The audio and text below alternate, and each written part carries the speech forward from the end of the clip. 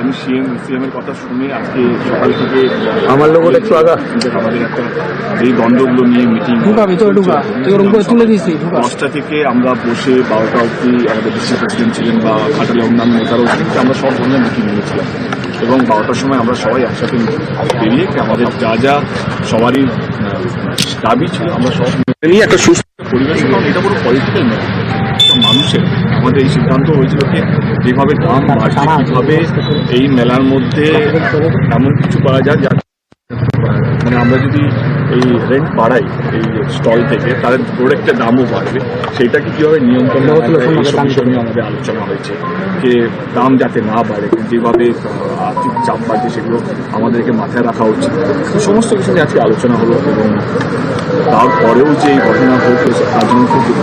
আশা করে শুনতে পেলাম যে সকাল থেকে 100 কুইন্টাল মাংস রান্না হচ্ছে, করে লাঠি রাখা হয়েছে, এই রাখা হয়েছে। আমি না এই রাজনীতির মধ্যে আমি মানে আমার রাজনীতিতে দাঁড়ানোর একটাই কারণ ছিল, ঘাটালের মানুষের যে স্বাধীনতার পর থেকে যে দাবিটা ছিল ঘাটাল ম্যাজিস্ট্রা প্ল্যান, সেইটার জন্যই আমার রাজনীতিতে আসা। এবং আমি চেষ্টা করছি যতদিন বাঁচবো ততদিন রাজনীতির মধ্যে থাকবো, মানুষকে এক করে যে মারছে যে মার খাচ্ছে সে সব আমারই, মানে এইটা শুধু এই নয় যে টিএমসির লোকেরা যারা ভোট দিয়েছে তারা শুধু আমার নয়, জনপ্রতিনিধি কাজ হচ্ছে এই লোকসভা কেন্দ্রের প্রত্যেকটা মানুষ আমার, যে যাকে ইচ্ছা ভোট দিতে। আজকে আবার মানে আমার তোমরাও সব মানে তোমরা আমার সঙ্গে 11 বছর ধরে, অনেকেই আছে যারা আমার সঙ্গে 11 বছর ধরে আছে, তারাও এই রূপটা দেখে তোমরাও সব ঘাটালে এই রূপটা নয় আর খুব খারাপ একটা বার্তা যাচ্ছে যে ঘাটালে ঘাটালের রাজনীতির চরিত্র একদমই এটা নয়। ঘাটাল এখনো শান্তিপ্রিয় একটা জায়গা। আজকের ইনসিডেন্টটা দুঃখজনক একটা ইনসিডেন্ট, আমি বিশ্বাস করি যে আমরা এটা রিকভার করব এবং শান্তি বজায় রাখবো। এবং আমার মনে হয় এই শান্তি বজায় রাখার জন্য আমার যা যা করণীয় এবং আমার যাকে যাকে বলা আমি বলেছি, এবং আমি কারোর সঙ্গে রাগ অভিমান নেই। আমি এটুকু বলবো যে ক্ষমতা মানে এটা নয় যে তুমি কতগুলো মানুষকে মারলে, কতগুলো মানুষকে আলাদা করলে। ক্ষমতা মানে কতগুলো মানুষকে তুমি এক রাখতে পারলে। তোমার ক্ষমতা ছিল মানুষকে আলাদা করে রক্ত বার করা, কিন্তু সেটা না করে মানুষকে এক রাখতে পারলে, এটাই হচ্ছে ক্ষমতা। আমি সেই ক্ষমতার মধ্যে বিশ্বাস করি এবং আমার নেতৃত্ব সেই ক্ষমতার মধ্যেই বিশ্বাস করে, মানুষকে ভালো রাখা, মানুষকে শান্তিতে রাখা। আমি সেটাই বলতে চাই।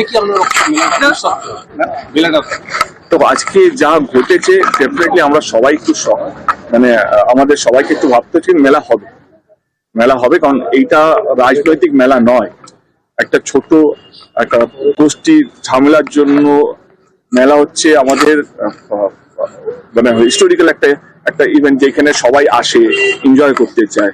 আমাদের একটা ছোট ইনসিডেন্ট যেটা আমি পুরো ঘাটালের উপরে চাপিয়ে দিতে চাই না।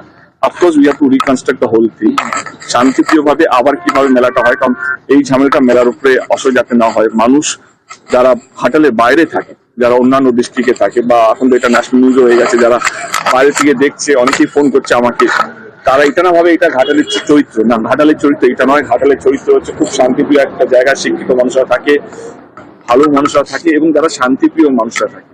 তো সেই জন্য আমি যারা প্লিজ এটাকেও ফরওয়ার্ড করবেন কি ঘাটালে এটা চরিত্র নয়, একটা ডেফিনেটলি একটা মিসআপ হয়েছে, সেটা আমরা রেকটিফাই করবো। কোথায় ভুল হয়েছে, কেন হলো, প্রশাসনে কি ভুল ছিল। আজকে যদি 5,000 লোক জমায়েত সকাল থেকে যদি ছিল, তো প্রশাসন সেটা টেক কেয়ার করতে পারতো। প্রশাসনকে আমরা এখানে আসার পর জানতে পারলাম কি এটা সকাল থেকে চলছে, ভিতরে লাঠি রাখা ছিল, তো প্রশাসন সেটা কেন টেক কেয়ার করেনি, সেটা আমার মনে হয় সেটা প্রশাসন জবাব দেবে। আমি এটা কিভাবে আটকাতে পারতাম, আমি কিভাবে, আমার মনে হচ্ছে আমি আটকানো বা আমি ভালো রাখার জন্য ডিস্ট্রিবিউশন এখানে আছে। আমরা 12টার সময় সব মিটিয়ে দিয়ে এই যে এতদিন ধরে যে 1 সপ্তাহ ধরে যে শিশু মেলা দেব কেন বা এই সব, আমি এখনো থাকতে চাই না। আমি আবার বলছি মেলাটা হোক, কিন্তু সুস্থভাবে হোক এবং মানুষের পকেট থেকে যেন বেশি টাকা না যায়। মেলার যে চাপটা, যে বেশি টেন্ডার চলে গেল, যে বেশি টেন্ডার কিনবে সে বেশি টাকা দিয়ে স্টল বিক্রি করবে, বেশি টাকা দিয়ে যে স্টল কিনবে সে বেশি টাকা দিয়ে জিনিসপত্র বিক্রি করবে, আলটিমেটলি সাধারণ মানুষের পকেট দিয়ে বেশি টাকা হবে। আমাদের মূল চিন্তা ভাবনা আজকে মিটিং এইটা ছিল যে কিভাবে একটা বলছে যে আগের যে কমিটি গঠন সেটা আপনার অনুমতি নিয়েই করেছিলেন।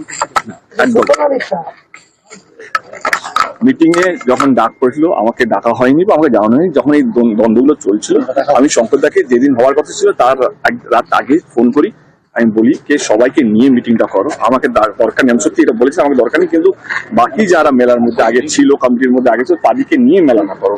কারণ এই মেলাটা পলিটিক্যাল মেলা নয়, এটা কারোর একার মেলা নয়, এটা ঘাটালের মানুষের মেলা।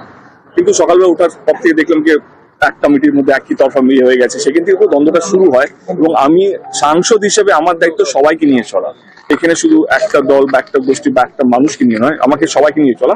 আমি সেইটার জন্যই আজকে এখানে আসা, কে কিভাবে সবারই মান রক্ষা করে শঙ্করবাবু যেন মান রক্ষা হয়, এবং যারা ঘাটালের মানুষের সারা বছর পরিষেবা দেয়, হয় না, কখন রক্ত শিবির মারে, রক্ত শিবিরের সময় বা এই বন্যার সময় যারা অক্লান্ত খেটেছে, তারাও যেন সেই সম্মানটা পায়। আমার সেই জন্য এখানে আসা।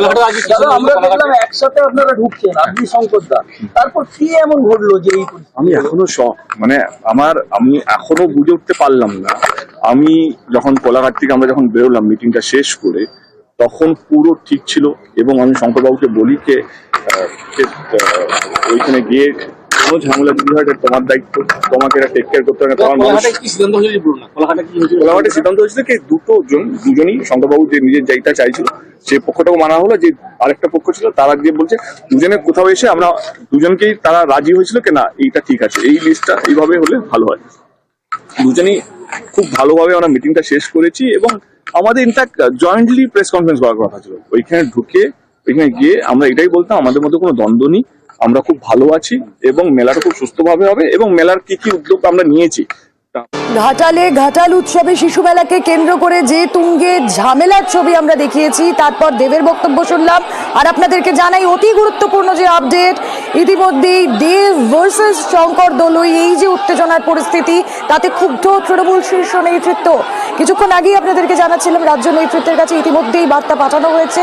ঘাটাল সাংগঠনিক জেলা সভাপতির যে রিপোর্ট তা তলব করা হয়েছে ইতিমধ্যেই। ঘাটালের দেব এবং শঙ্কর দ্বন্দ্বে ধুন্ধুমার, তৃণমূল শীর্ষ নেতৃত্ব এতে ক্ষুব্ধ, রিপোর্ট তলব করা হয়েছে ঘাটাল সাংগঠনিক জেলা সভাপতির থেকে। কথা বলবো, আবির প্রতিনিধি রয়েছেন সঙ্গে। আবির, দেখো, গত কয়েক মাস ধরেই হচ্ছে ঘাটালের এই জায়গাতে দেবের যারা সদস্য বা অনুগামী, তাদের সঙ্গে শঙ্কর দলুইয়ের যে সমস্যা তা বারবার ধরে নজরে এসছে।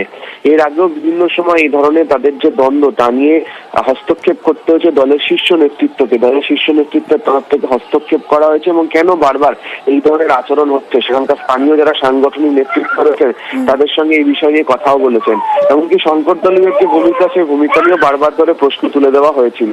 এবং আজকেও যে গোটা ঘটনাটি ঘটেছে, এবং গতকালই তৃণমূল কংগ্রেসের এই ভালো ফল সেই নিয়ে চর্চা চলছে, তার মাঝে আজকের এই ঘটনা, এবং কি দেব এবং বাকি যারা কয়েকজন নেতৃত্ব, তাদের সামনে গোটা ঘটনাটিকে সহজ করে দেখতে রাজি নয় তৃণমূল।